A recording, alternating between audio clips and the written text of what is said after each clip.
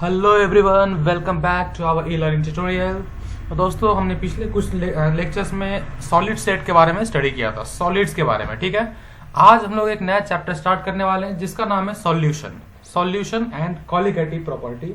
जैसे जनरल नाम होता है इसका सॉल्यूशन एंड कॉलिगेटिव प्रॉपर्टी, जो कि जेई और नीट के हिसाब से बहुत इंपॉर्टेंट चैप्टर है। ठीक है दोस्तों, तो अभी हम लोग स्टार्ट करते हैं सॉल्यूशन। तो सॉल्यूशन स्टार्ट करने में मैं पहली बात तो सॉल्यूशन क्या होता है, कैसे बनता है, उससे और टाइप्स क्या क्या है, वो सब हम लोग यहाँ पर डिस्कस करने वाले हैं। ठीक है, तो सबसे पहली बात मैं बता दूं कि आपका जो हम लोग जो धरती पे रहते हैं, तो धरती पे रहने के लिए सबसे इंपॉर्टेंट थिंग क्या है, तो ऑक्सीजन, जो कि हम लोग इनहेल करते हैं। सेकेंड क्या है, वाटर। ठीक है, तो ये जो वाटर है, वाटर कहाँ ओके देखा जाए तो अगर धरती का बहुत ज्यादा पार्ट जो है क्या है, वो वाटर से सराउंडेड है। ठीक है, तो जैसे मैं समंदर की बात करूं, तो समंदर में जैसे पहले से बहुत पहले से बोला गया है कि लाइफ जो इवॉल्व हुआ वो वाटर के थ्रू हुआ, वो समंदर से हुआ लाइफ इवॉल्व। ठीक है, तो आपका जो वाटर है, उस वाटर में क्या होता है, बहुत सारे अलग अलग मिनरल्स भी होते हैं। ठीक है, उसमें सॉल्ट होता है, उसमें NaCl होता है, उसमें KCl होता है, उसमें बहुत कुछ होता है वैसा। ठीक है, एंड इवन अगर हम एयर देखें, एयर में भी बहुत सारे टाइप्स के एयर होते हैं। तो ये सब क्या एक तरह से, ये सब एक तरह का मिक्सचर है। क्या है, मिक्सचर। तो पहली बात तो मैं आपको यहाँ पे मिक्सचर क्या होता है उसको थोड़ा सा अच्छे से एक्सप्लेन कर दूं, then I will come to solution. ठीक है, ओके दोस्तों, तो आपका जो मिक्सचर है, मिक्सचर का एक बहुत सिंपल सा डेफिनेशन होता है, मैं आपको बोल देता हूं। When two or more chemically non reacting substance, when two or more chemically non reacting substance are mixed, they form a mixture. ठीक है, मिक्सचर मतलब क्या है कि जब व्हेन क्या बोला मैंने, टू और मोर, दो या दो से ज्यादा non reacting, this is the most important thing of this definition, कि when two or more non reacting substance are mixed, मतलब जब अगर आप किसी दो या दो से ज्यादा नॉन रिएक्टिंग सब्सटेंस को मिक्स करते हो, देन उसको हम लोग क्या बोलते हैं वहां पे, कि हमारा मिक्सचर रेडी हो चुका है, तो उसे हम लोग क्या बोलते हैं, मिक्सचर। ठीक है, अब ये जो मिक्सचर होता है, इस मिक्सचर के दो टाइप्स होते हैं। क्या होते हैं, दो टाइप्स होते हैं। ठीक है, एक होता है हेट्रोजीनियस मिक्सचर, दूसरा होता है होमोजीनियस मिक्सचर। तो दोस्तों अभी हम लोग हेट्रोजीनियस और होमोजीनियस के बारे में डिटेल में बात करते हैं। ओके, तो अगर मैं हेट्रोजीनियस मिक्सचर की बात करूं, तो हेट्रोजीनियस मिक्सचर होता है, इसमें मोर देन वन फेजेस होता है, उसमें मल्टीपल फेज होता है। मतलब अगर हेट्रोजीनियस मिक्सचर में बोलूं, तो उसमें अगर मैं दो चीज को, दो या दो से ज्यादा कंस्टिट्यूएंट पार्टिकल्स को, दो या दो से ज्यादा अगर मैं सब्सटेंस को अगर मिक्स करता हूं, देन मुझे वहां पे क्या होगा, वहां मुझे मिलता है अगर कि सब प्रॉपरली इवनली मिक्स नहीं हुए, देन उन सॉल्यूशन को और बेटर उन मिक्सचर को, उस मिक्सचर को हम लोग क्या बोलेंगे, उस मिक्सचर को हम लोग बोलेंगे हेटेरोजीनियस मिक्सचर। ठीक है, हेटेरोजीनियस मतलब क्या, कि उसमें जो जिस दो या दो से ज्यादा चीजेस को अगर मैं मिक्स कर रहा हूं, देन मिक्स करने के बाद वो इवनली मिक्स नहीं होगा, उसमें दो मोर देन वन फेजेस बनेंगे। मतलब क्या, कि अगर मैं लेट्स से एक एग्जांपल लेता हूं आपके सामने, कि आप अगर मैंने वाटर को और ऑयल को मिक्स किया, ठीक है, वाटर और ऑयल को मिक्स में मैंने क्या किया, मिक्स किया, तो मुझे क्या मिलता है दोस्तों, वहां पे वाटर का एक नीचे लेयर बन जाता है और ऑयल का एक ऊपर लेयर बन जाता है। तो इस तरह से मुझे क्या मिल रहा है, यहाँ पे टू लेयर्स मिल रहे हैं। ठीक है, तो ये होमोजीनियस में हेटेरोजीनियस मिक्सचर होगा, राइट।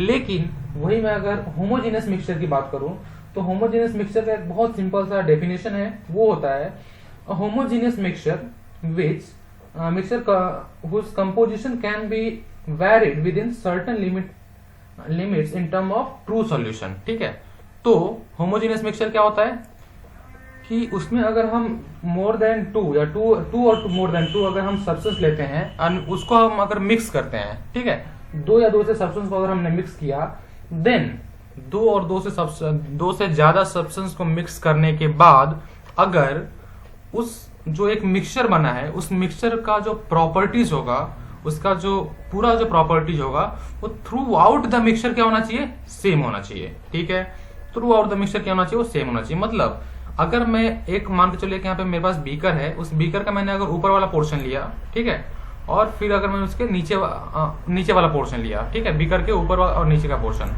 देन उस केस में क्या होना चाहिए, तो उस केस में मुझे वहां पे जैसे मान के लेट्स से कि ये एक बीकर है, तो यहाँ पे एक होमोजीनियस सॉल्यूशन है, ठीक है। तो इस होमोजीनियस सॉल्यूशन में क्या होगा हमारा कि यहाँ पे जो कैरेक्टरिस्टिक्स है इस सॉल्यूशन का, इस मिक्सचर का जो कैरेक्टरिस्टिक्स है, सेम कैरेक्टरिस्टिक्स किसका होगा, यहाँ पे जो मिक्सचर प्रेजेंट है उसका होगा। लेकिन हेटेरोजीनियस मिक्सचर में क्या होगा, तो हेटेरोजीनियस मिक्सचर में क्या होता है दोस्तों कि यहाँ पे जो प्रॉपर्टी है और यहाँ का प्रॉपर्टी है, दोनों क्या होगा, डिफरेंट होगा। ओके, तो इसलिए हम लोग मिक्सचर जो होता है उसको हम लोग दो पार्ट में कैटेगराइज करते हैं, ठीक है। अभी होप आप सबको मिक्सचर का समझ में आ गया होगा कि मिक्सचर दो टाइप्स के कैसे कैसे होते हैं, होमोजीनियस एंड हेटेरोजीनियस। तो होमोजीनियस मिक्सचर में सिंगल फेज होता है, ठीक है। सिंगल फेज मतलब क्या कि throughout the container, throughout the mixture, उसका जो प्रॉपर्टीज होगा वो क्या होगा, सेम रहेगा। But when we talk about heterogeneous mixture, then throughout the container, throughout the mixture, their properties may vary, ठीक है। जैसे अगर मैं सैंड का और वाटर का मैं मिक्सचर करता हूँ, ठीक है, सैंड और वाटर, तो क्या होगा दोस्तों, सैंड वाटर में पूरा मिल जाएगा क्या, पॉसिबल ही नहीं है। तो उस केस में क्या हो रहा है दोस्तों, वहां पे सैंड, वहां पे नीचे आपका जो बीकर है, ये इस बीकर के नीचे वाले पोर्शन पे क्या होगा, सैंड जम जाएगा और ऊपर में क्या आ जाएगा, यहाँ पे वाटर आ जाएगा, ठीक है। तो इसका मतलब क्या कि इसका प्रॉपर्टी और इसका प्रॉपर्टी दोनों क्या है, डिफरेंट हो रहा है। ओके, अगर दोनों डिफरेंट हो रहा है then we will categorise this solution, this mixture under heterogeneous mixture. Okay, लेकिन वही अगर सेम रह रहा है देन हम उसको क्या बोलेंगे, देन हम उसको बोलते हैं होमोजीनियस मिक्सचर। ओके, अभी मैं इसके एक दूसरे पैरामीटर के बेसिस पे अगर मैं मिक्सचर का कैटेगराइज किया, मैंने मिक्सचर को अगर कैटेगराइज किया, देन मुझे तीन टाइप ऑफ मिक्सचर मिलते हैं। There are 3 type of mixture when we categorise it on the basis of उनका जो ग्रेन है, उनका जो पार्टिकल है, हर एक पार्टिकल उसका साइज के ऊपर अगर मैंने किया, तो सबसे पहला टाइप मुझे क्या मिलता है, कोरस मिक्सचर। अब दोस्तों कोरस मिक्सचर क्या होता है, तो कोरस मिक्सचर में सैंड, सॉल्ट, अगर मैंने सैंड को और सॉल्ट को मिक्स किया, ठीक है, तो मुझे क्या मिलेगा, कोरस मिक्सचर मिलेगा। मतलब क्या कि वो वहां पे मुझे अलग अलग पार्टिकल्स वहां पे मैं उसको फील कर सकता हूँ, ठीक है। तो वहां पे मुझे क्या मिला, कोरस मिक्सचर। देन उसके बाद अगर मैं दूसरा टाइप देखूं तो मुझे क्या मिलेगा, यहाँ पे कोलाइडल डिस्पर्शन। ओके, तो आपका जो कोलाइडल डिस्पर्शन है, इस कोलाइडल डिस्पर्शन में क्या होता है, तो आपका जो पार्टिकल होगा उस पार्टिकल का साइज होगा 1 से लेकर के 1000 नैनोमीटर तक। कितना, बहुत छोटा। These particles are microscopic particles, ठीक है। ये पार्टिकल्स क्या होते हैं, माइक्रोस्कोपिक पार्टिकल्स होते हैं। और वो जैसे अभी मैंने कोरस मिक्सचर की बात किया, तो कोरस मिक्सचर क्या है, it's a type of heterogeneous mixture, ठीक है। हेटेरोजीनियस का एक टाइप है। इवन कोलाइडल भी हेटेरोजीनियस का ही टाइप आता है, लेकिन कोलाइडल का जो पार्टिकल होता है वो क्या होता है, बहुत फाइन होता है, बहुत छोटा होता है। उसका जो डायमीटर कितना है, 1 से लेकर के 1000 नैनोमीटर तक। ओके, तो कोलाइडल में क्या होता है दोस्तों कि जो भी पार्टिकल्स होते हैं, जैसे यहाँ पे एक एग्जांपल दिया है, फाइन क्ले एंड वाटर। तो क्ले और वाटर का जो मिक्सचर होगा, ठीक है, उस केस में यहाँ पे क्या होता है कि एक होता है dispersed phase and dispersion medium, ठीक है। मतलब डिस्पर्स्ड फेज और डिस्पर्शन मीडियम, एक मीडियम होता है जिसमें कोई एक सब्सटेंस, कोई एक माइक्रोस्कोपिक सब्सटेंस उसमें क्या होता है, उसमें मिक्स हो जाता है, उसमें डिस्पर्स हो जाता है। ओके, तो डिस्पर्स हो जाता है मतलब क्या कि वो इवनली स्कैटर्ड होता है वो, ठीक है। इवनली वो पूरा सॉल्यूशन है, वो जो आपका जो सॉल्वेंट होगा उस सॉल्वेंट में वो क्या होता है, वो प्रॉपर वे से वहां पे स्कैटर्ड रहता है, वहां पे वो नीचे सेटल नहीं होता। जैसे आपका अगर मैं वाटर के अंदर में अगर मैं सैंड डालता हूँ, ठीक है, तो वाटर के अंदर मैं सैंड डालता हूँ तो मुझे क्या मिलेगा, वहां पे वो जो भी सैंड होगा नीचे वहां पे फिक्स हो जाएगा, नीचे बैठ जाएगा। लेकिन वही अगर मैं फाइन क्ले की बात करूं वाटर के साथ, बहुत छोटे छोटे क्ले मतलब बहुत छोटे पार्टिकल्स होंगे उसके, और अबाउट 1000 नैनोमीटर मैक्सिमम साइज होगा उसका, राइट। 1000 नैनोमीटर डायमीटर का साइज होगा उसका। तो उस केस में अगर 1000 नैनोमीटर अगर डायमीटर का साइज है, देन उस केस में क्या हो रहा है कि ये जो आपका कोलाइडल डिस्पर्सन होगा वो क्या होगा कि आपका जो सॉल्वेंट है उस सॉल्वेंट में क्या होगा, मिक्स नहीं होता है, right. Then comes our third type which is true solution. Okay, अब ट्रू सॉल्यूशन में क्या होता है दोस्तों, तो ट्रू सॉल्यूशन का अगर मैं डायमीटर देखूं तो ट्रू सॉल्यूशन का जो पार्टिकल है उसके डायमीटर होते हैं अबाउट 0.1 नैनोमीटर, मतलब बहुत छोटे होते हैं, बहुत फाइन होते हैं। तो उसका हमने एग्जांपल क्या लिया, तो उसका एग्जांपल आपके पास सॉल्ट प्लस वाटर। तो वाटर में अगर आप सॉल्ट डालते हो, ठीक है, और उसको थोड़ा सा अगर मिक्स करते हो, देन आपको वहां पे सॉल्ट का एक छोटा सा पार्टिकल नहीं दिखेगा, एक छोटा सा पार्टिकल बिल्कुल भी नहीं दिखने वाला है वहां पे। उस केस के में इस सॉल्यूशन को, इस टाइप के मिक्सचर को हम लोग क्या बोलते हैं, ट्रू सॉल्यूशन। तो solution is a homogeneous mixture. क्या होता है, सॉल्यूशन एक होमोजीनियस मिक्सचर है। ओके, कैसे होमोजीनियस मिक्सचर है, तो अगर मैं सॉल्ट को वाटर में डालूं और उसको मैं मिक्स कर दिया, तो अब किसी भी पार्ट को अगर आपने लिया तो सेम सॉल्ट ही रहेगा उसका नेचर, उसका जो सॉल्टनेस रहेगा वो सेम रहने वाला है, फिक्स। मतलब अगर आप आधा ग्लास आपने वाटर लिया, ठीक है, उसमें अगर आपने सॉल्ट डाला तो आप उसमें थोड़ा सा ही पानी पियो तो उतना ही सॉल्ट ही मिलेगा, और ज्यादा पियो तो सेम सॉल्ट ही मिलेगा। मतलब उसका जो प्रॉपर्टी है वो थ्रू आउट द सॉल्यूशन क्या हो रहा है वहां पे, वो थ्रू आउट द मिक्सचर वहां पे वो सेम दिख रहा है। That's why we take it under homogeneous mixture. ठीक है दोस्तों, तो यहाँ पे हमने अभी क्या देखा, होमोजीनियस एंड हेट्रोजीनियस मिक्सचर, और उसको और डिटेल में हमने देखने के लिए क्या किया, कोरस मिक्सचर। कोरस मिक्सचर मतलब क्या, कि वो हमारे नेकेड आई से दिख जाता है प्रॉपरली, मतलब नॉर्मल सा हमारे आंख से हम लोग उसको देख सकते हैं, उसके पार्टिकल्स को we can feel their particles. Colloidal में क्या होगा, तो बहुत छोटे छोटे पार्टिकल होंगे उसमें, और वो क्या होगा, आपका जो सॉल्वेंट है उसमें मिक्स रहेगा। देन ट्रू सॉल्यूशन, तो मैंने आपको बता दिया कि होमोजेनियस मिक्सचर है, इसमें इवनली उसका क्या पार्टिकल डिस्ट्रीब्यूट होता है, राइट। देन उसके बाद अभी हम लोग बात करेंगे सॉल्यूट और सॉल्वेंट की। ठीक है, solute and solvent. Solute and solvent पढ़ने के लिए हमारे पास ऑलमोस्ट इसके बहुत सारे तरीके होते हैं। जैसे इसमें पहला मैंने बताया यहाँ पे फेज मेथड। क्या बोला है, फेज मेथड। तो लेट अस अज्यूम कि we are taking here two phases of substance, one is A is solid and B is liquid. Solid and liquid हमने यहाँ पे क्या किया, दो फेज लिया है, और उन दो फेजेस के बेसिस पे हम लोग यहाँ पे देखेंगे कि सॉल्यूट एंड सॉल्वेंट क्या होता है, right. Then let's start the phase method. तो उसमें क्या होता है दोस्तों, लेट से कि अगर आपका जो सब्सटेंस है, राइट, आपका सब्सटेंस क्या है यहाँ पे, सॉलिड है। ओके, अगर सॉलिड है तो आपका सॉल्यूट क्या है यहाँ पे, बी है। बी क्या है आपका, लिक्विड। अगर आपका सॉल्यूट लिक्विड होता है और सॉल्वेंट अगर आपका सॉलिड होता है, ओके, सॉल्यूट अगर लिक्विड होता है, सॉल्वेंट आपका सॉलिड होता है, देन उस केस में जो आपका सब्सटेंस बनेगा, उस केस में जो आपका मिक्सचर बनेगा, उस केस में आपका जो सॉल्यूशन बनेगा, वो सॉल्यूशन का नेचर क्या होगा, वो सॉल्यूशन का नेचर नॉर्मल से दोस्तों होगा सॉलिड नेचर में, राइट। देन अगर आपका सॉल्यूट सॉलिड है और सॉल्वेंट अगर लिक्विड है, अगर आपका सॉल्यूट सॉलिड है और सॉल्वेंट आपका लिक्विड है, उस केस में आपका जो सॉल्यूशन बनेगा वो क्या होगा, वो लिक्विड। इसका एक एग्जांपल लेते हैं। जैसे मैंने थोड़ी देर पहले आपको बताया कि वाटर में अगर मैं शुगर और सॉल्ट कुछ भी अगर मैं मिक्स करता हूं, देन वहां पर शुगर क्या है, शुगर सॉलिड है, वाटर क्या है, लिक्विड है। तो लिक्विड ज्यादा है वहां पे, क्या है, लिक्विड बहुत ज्यादा अमाउंट में है। लिक्विड में अगर मैं आपका जो शुगर है उसको अगर मैं मिक्स करता हूं, देन लिक्विड में शुगर को मिक्स करने के बाद क्या होगा, वो लिक्विड बन जाएगा ना। और वो लिक्विड बन रहा है मतलब ये फेज के बेसिस हो रहा है।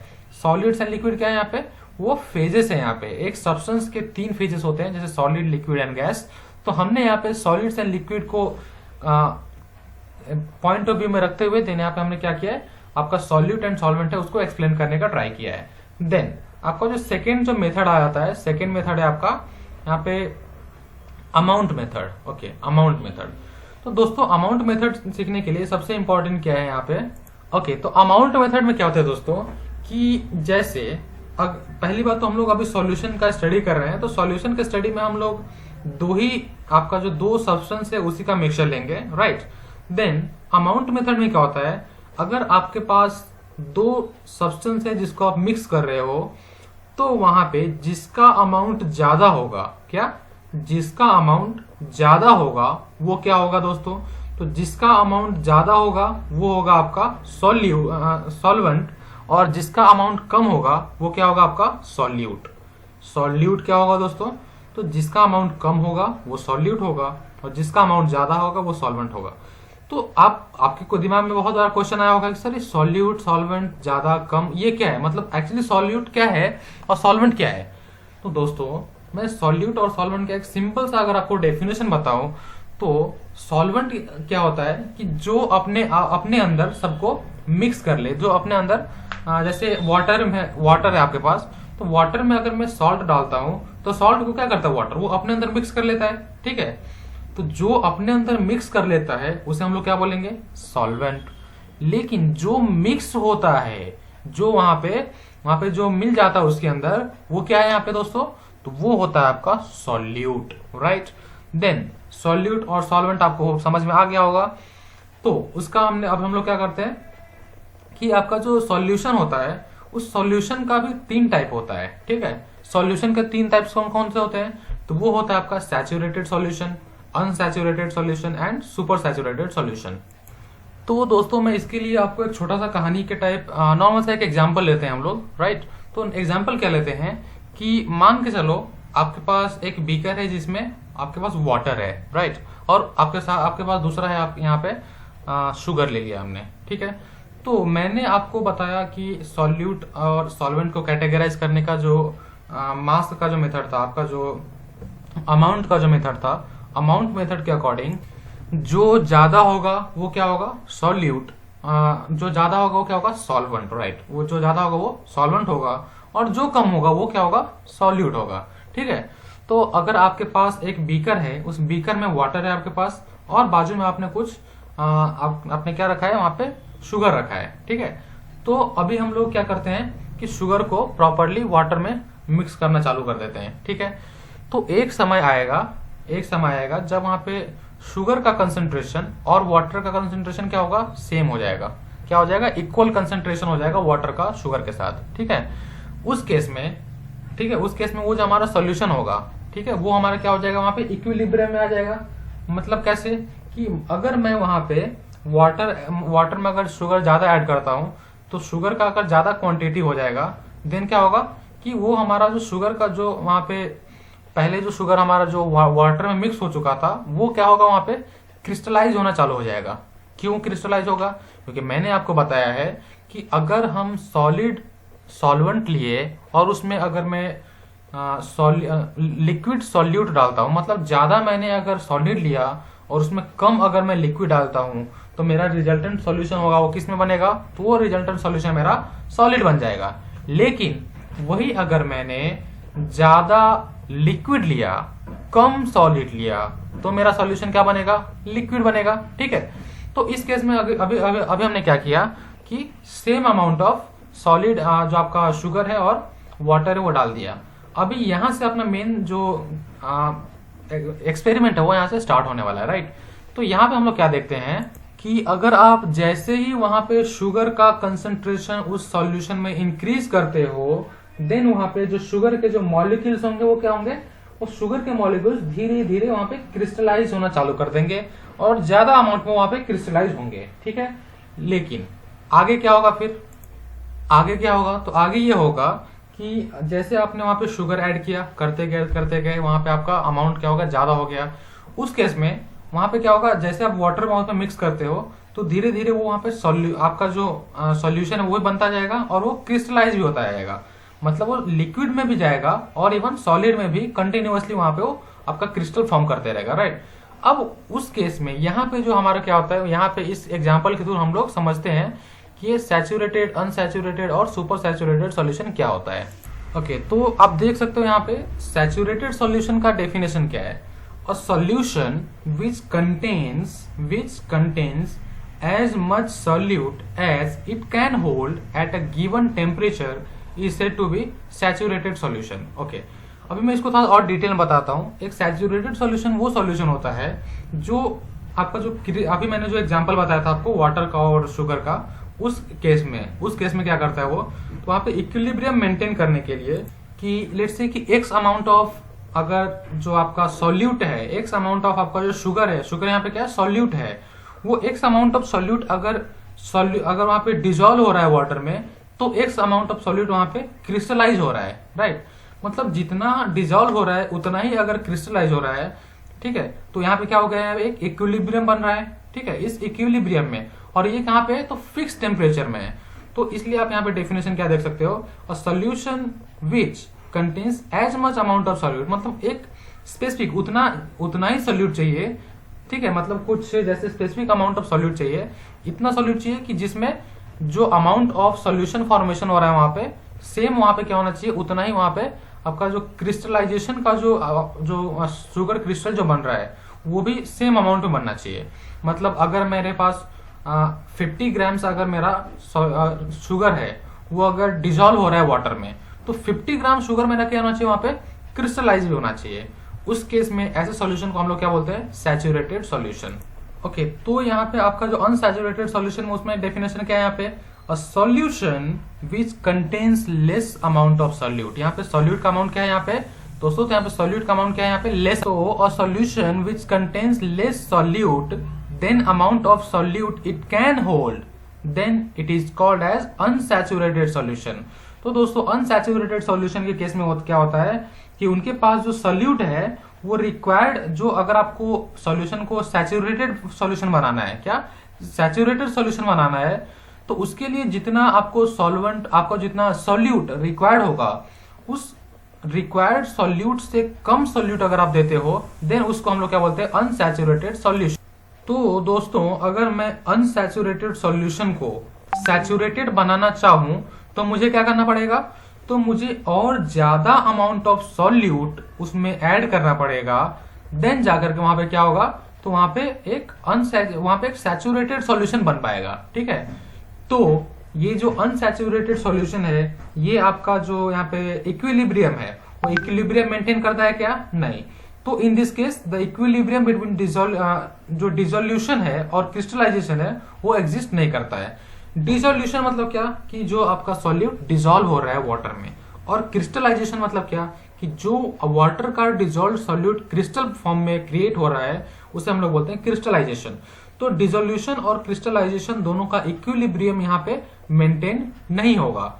क्यों नहीं होगा, क्योंकि यहाँ पे अमाउंट ऑफ सॉल्यूट क्या है, यहाँ पे अमाउंट ऑफ सॉल्यूट यहाँ पे बहुत कम है। ठीक है, तो इस केस में अमाउंट ऑफ सॉल्यूट कम होने की वजह से यहाँ पे क्या होगा कि एक इक्विलिब्रियम मेंटेन नहीं होगा डिसोल्यूशन और क्रिस्टलाइजेशन ऑफ जो सॉल्यूट है उसके बीच में, राइट।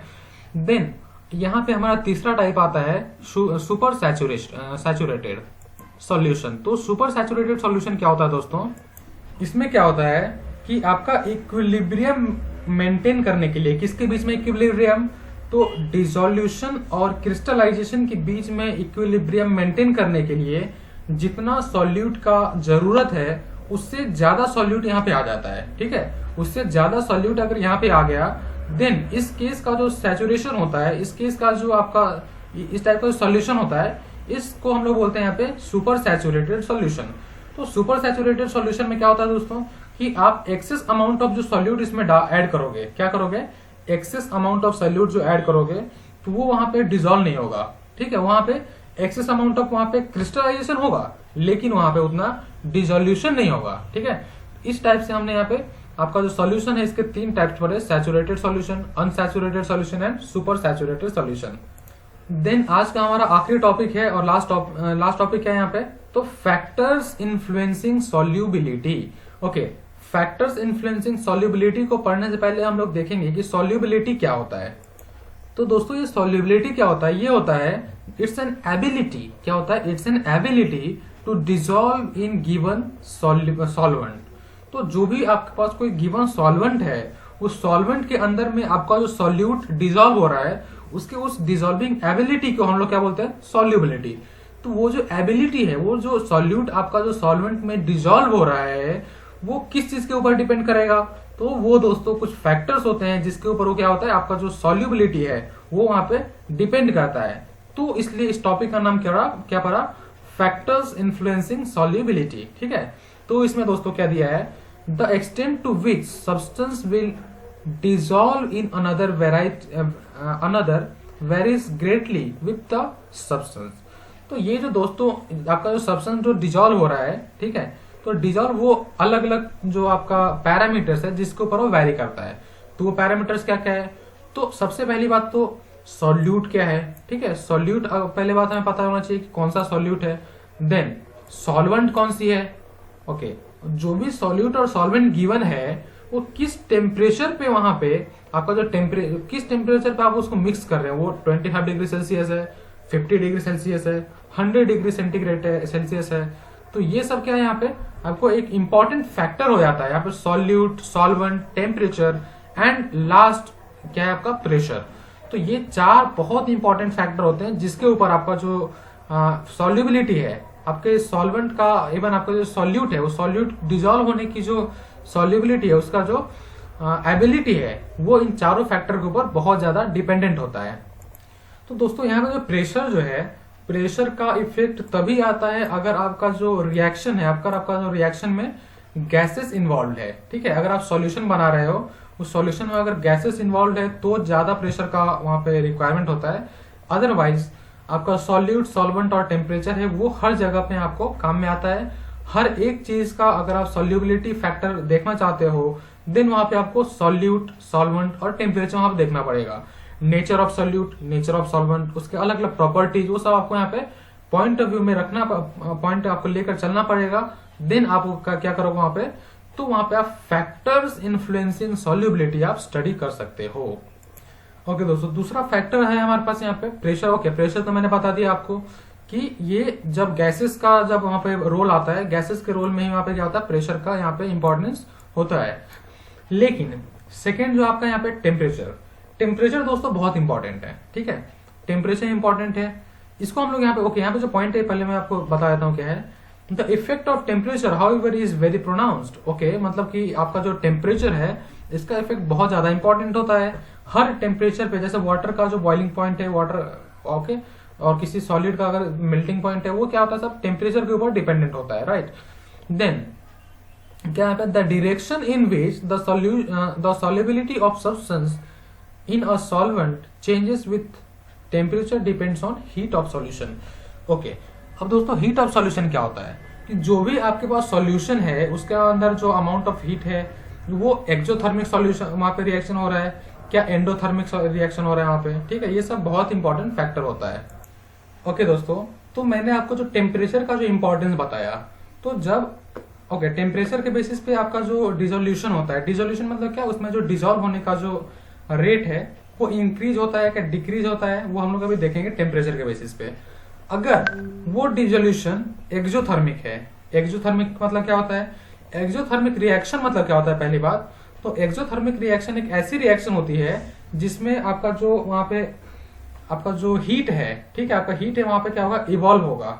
वही एंडोथर्मिक रिएक्शन में क्या होता है, आपका जो हीट है वो वहां पे आपके एनवायरमेंट से, वो जो रिएक्शन हो रहा है उस रिएक्शन में हीट एनवायरमेंट से वो क्या करेगा, वहां पे इनटेक करेगा। मतलब अगर आप उसको हीट करते हो उस रिएक्शन को, उस केमिकल रिएक्शन को, देन वहां पे क्या होगा, वो हीट जब लेकर के उस पर वर्क होगा, वहां पे रिएक्शन होगा, उसे हम लोग क्या बोलते हैं, एंडोथर्मिक रिएक्शन।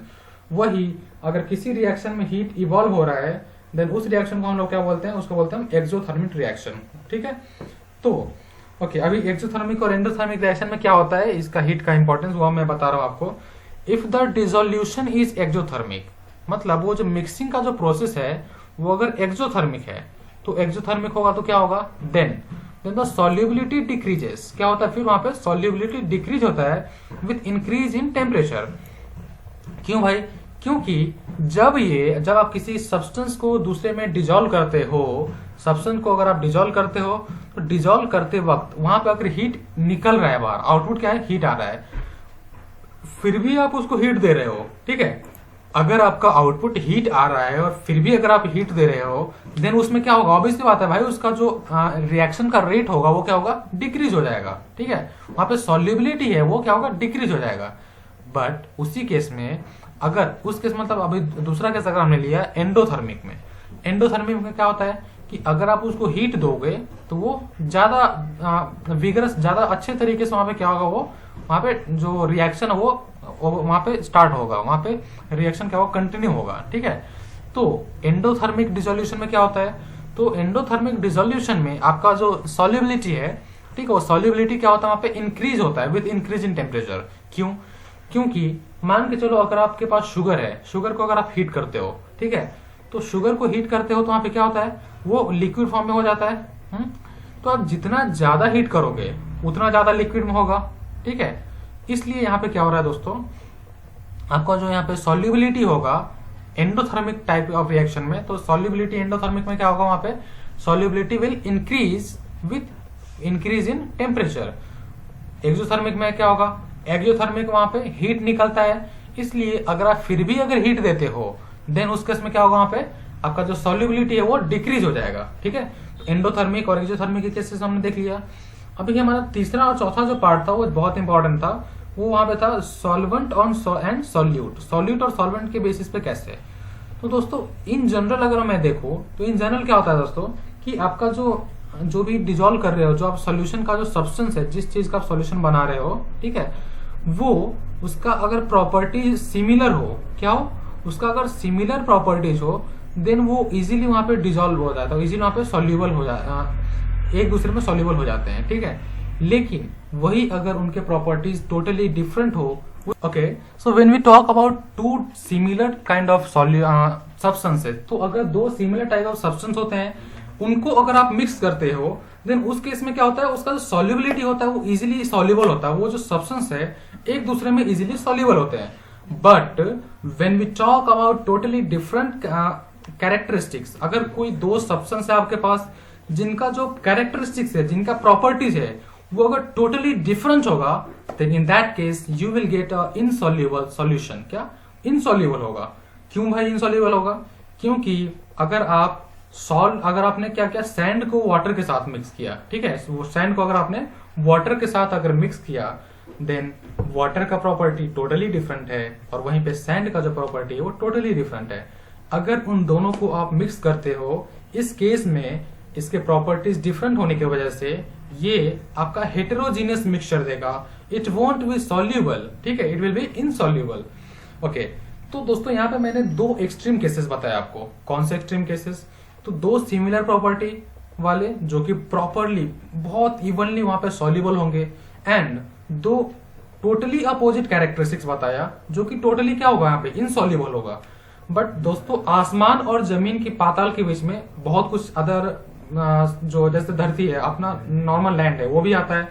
तो उसी तरह से मैं जो दो एक्सट्रीम केसेस बता रहा हूं, उस एक्सट्रीम केसेस के बीच में भी बहुत सारे केसेस आएंगे। तो दोस्तों वो सारे केसेस क्या है वो अभी हम लोग देखेंगे यहाँ पे। तो एक होता है आपका कंप्लीटली मिसेसिबल। ठीक है, तो अगर आपने इथाइल अल्कोहल और वाटर को मिक्स किया, किसको? Ethyl alcohol. ठीक है, इथाइल अल्कोहल और वाटर को अगर आपने मिक्स किया, the two dissolved in each other in all proportion are hence there is no saturation limit। मतलब ये प्रॉपर प्रॉपर्टीज, इनके जो प्रॉपर्टीज है सिमिलर है, इसके वजह से अगर वो डिजोल्व हो रहे हैं, सो इन दैट केस ये जो सब्सटेंस होगा क्या होगा, कंप्लीटली मिसेसिबल होगा। तो यहाँ पे मैंने एग्जांपल किसका लिया दोस्तों? तो ये यहाँ पे मैंने एग्जांपल लिया इथाइल अल्कोहल एंड वाटर का। सो अगर आप इथाइल अल्कोहल और वाटर को मिक्स करते हो, तो उस केस में जब दोनों एक दूसरे में जब डिजोल्व हो गए, तो इन किसी भी प्रोपोर्शन में ले लो आप, किसी भी प्रोपोर्शन में आप डिजोल्व करते हो, देन उस केस में सैचुरेशन का कोई पॉइंट ही नहीं रहता वहां पे। ठीक है, वहां पे नो सैचुरेशन लिमिट, वहां पे सैचुरेशन का कोई लिमिट नहीं है। और इस टाइप के सब्सटेंस होते हैं जहां पे सैचुरेशन का कोई लिमिट नहीं होता है, then we call this substance as completely miscible substance. Then next point is completely immiscible substance. क्या इमिसेसिबल सब्सटेंस क्या होता है? तो दोस्तों अगर आपने वाटर को और मर्क्यूरी को एक दूसरे के साथ मिक्स किया, किसको? वाटर को और मर्क्यूरी को। मर्क्यूरी का दोस्तों जो आपका साइंटिफिक नेम होता है वो होता है हाइड्रोगायरम। क्या होता है? हाइड्रोगायरम।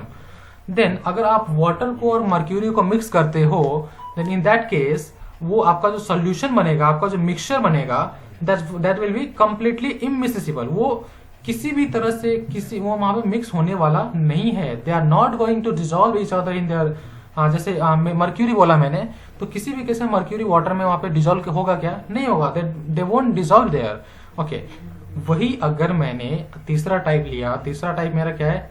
ईथर प्लस वाटर और फिनॉल प्लस वाटर। फिनॉल को अगर मैंने वाटर में मिक्स किया, तो वहां पे क्या होता है? लिमिटेड एक्सटेंट तक वहां पे क्या होता है? वो डिजोल्व होगा। ठीक है, तो इस टाइप के जो सॉल्यूशन होते हैं, इस टाइप के जो आपके जो मिक्सचर होंगे, उसको मैं क्या बोलूंगा? इसको मैं बोलूंगा पार्शियली मिसेसिबल। क्या बोलेंगे? Partially मिसेसिबल।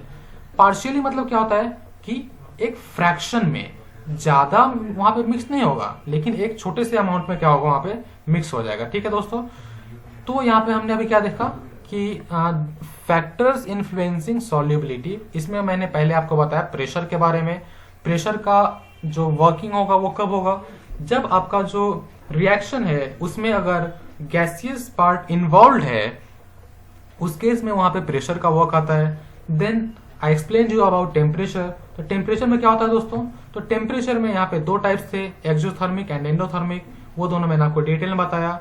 Then comes our solute and solvent, उसमें मैंने बताया आपको कि अगर दो सिमिलर टाइप ऑफ सब्सटेंस होते हैं, इन that case you will have a solution which is totally soluble, मतलब आपका जो यहाँ पे सॉल्वेंट और सॉल्यूशन है, सॉल्यूट है, वो प्रॉपर वे से यहाँ पे मिक्स हो जाएगा।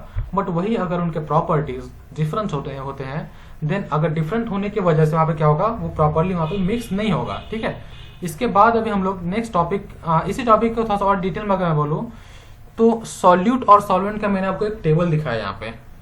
अगर आपका सॉल्यूट है, ठीक है, अगर आपका जो सॉल्यूट है वो सॉल्यूट अगर सॉलिड होता है और सॉल्वेंट भी अगर सॉलिड होता है, then you will get a solution which is solid. Okay, solid solution का एग्जांपल बताओ दोस्तों।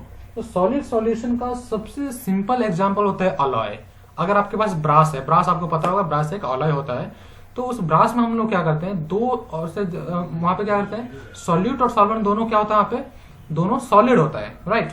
देन अगर मैं सॉल्यूट लिक्विड लिया और सॉल्वेंट अगर मैंने सॉलिड लिया, इन that case you will get the, आपका जो सॉल्यूशन होगा क्या होगा, तो अमाउंट मेथड जो मैंने बताया था थोड़ी देर पहले आपको, अमाउंट मेथड के अकॉर्डिंग अगर आपका सॉल्वेंट सॉलिड है और आपका सॉल्यूट अगर लिक्विड है, then you will get the solution which is in the form of solid in phase of solid.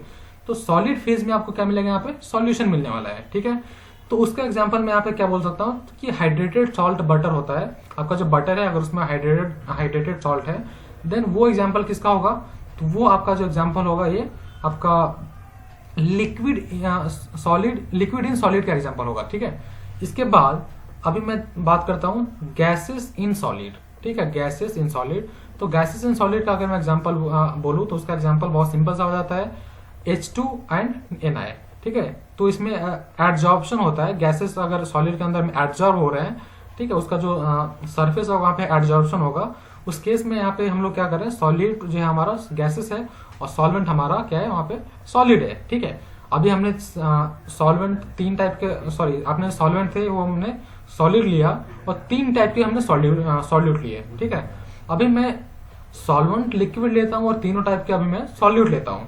तो सॉल्यूट अगर मेरा सॉलिड है, सॉल्वेंट लिक्विड है, देन बहुत फेमस एग्जांपल है शुगर इन वाटर। ठीक है, लिक्विड का एग्जांपल है alcohol in water, gases in liquid का एग्जांपल है कोल्ड ड्रिंक्स। जैसे आप कोल्ड ड्रिंक्स अगर आप लेते हो तो कोल्ड ड्रिंक्स से जैसे आप उसको ओपन करते हो देन वहां पे क्या होता है, गैसेस बाहर निकलता है। उस केस में वो जो सोल्यूशन बन रहा है आपका, वो क्या है वहां पे, वो गैसेस इन लिक्विड का सोल्यूशन है। ठीक है, वही अगर आपने सॉलिड इन गैस का लिया तो सॉलिड इन गैस मतलब क्या, डस्ट, जो डस्ट पार्टिकल, जो स्मोक जो एयर में होता है वो क्या है, सॉलिड इन गैस का सॉल्यूशन है। ठीक है, वो क्या होता है, उसके पार्टिकल्स वहां पे गैसेस, आपका जो एनवायरमेंट है, एनवायरमेंट में जो डस्ट होता है वो क्या होता है, सॉलिड इन गैस का कॉम्बिनेशन होता है, सॉलिड इन गैस का सोल्यूशन होता है। अगर मैं लिक्विड इन गैस बोलूं तो लिक्विड इन गैस का सबसे बेस्ट एग्जांपल होता है दोस्तों फॉग। आपने फॉग जो देखा होगा, जो सर्दी के मौसम में जो फॉग आता है, उस केस में क्या होता है दोस्तों, तो आपका वाटर मॉलिक्यूल्स, लिक्विड क्या होता है वहां पे, गैस में वहां पे मिक्स्ड होता है। देन उस केस में जो सॉल्यूशन बनता है उसको हम लोग क्या बोल सकते हैं कि वो होगा लिक्विड्स इन गैस। वही अगर मैं गैस इन गैस की बात करूं तो आपको पता है, आपने हमारे एनवायरमेंट में जो गैसेस हैं, वो गैसेस क्या होता है वहां पे, इट्स अ मिक्सचर, बहुत सारे टाइप के गैसेस होते हैं, जैसे CO2, NO2 हो गया, देन उसके बाद ऑक्सीजन हो गया। इस टाइप के बहुत सारे गैसेस अगर मिक्स होते हैं, देन हमारे एनवायरमेंट, जैसे आप जहां में बैठे हो, आपके आजू बाजू में बहुत गैसेस होता है, तो उन गैसेस का जो मिक्सचर हुआ उसे हम लोग क्या बोलते हैं, गैस इन गैस मिक्सचर। ठीक है दोस्तों, तो आज के लिए बस इतना ही, फिर मैं मिलूंगा आपको नेक्स्ट लेक्चर में, तब तक के लिए शुक्रिया।